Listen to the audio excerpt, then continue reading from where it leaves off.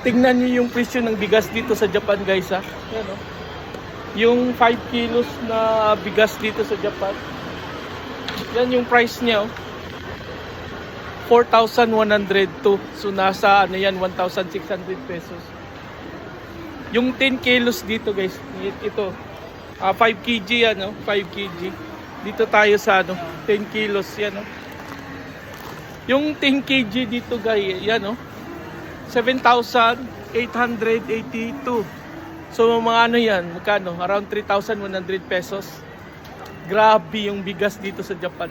Napakamahal talaga. Grabe yung increase ng bigas dito, kaya ang dami talagang nagrereklamo. Wala nang time ngayon kumain ng rice, napakamahal. Mag-ano ka na lang, mag-bread ka na lang. Grabe yung mahal ng rice dito sa Japan, guys. Bread na lang tayo. Ayan, no? Ang laki naman nito. 170 pesos.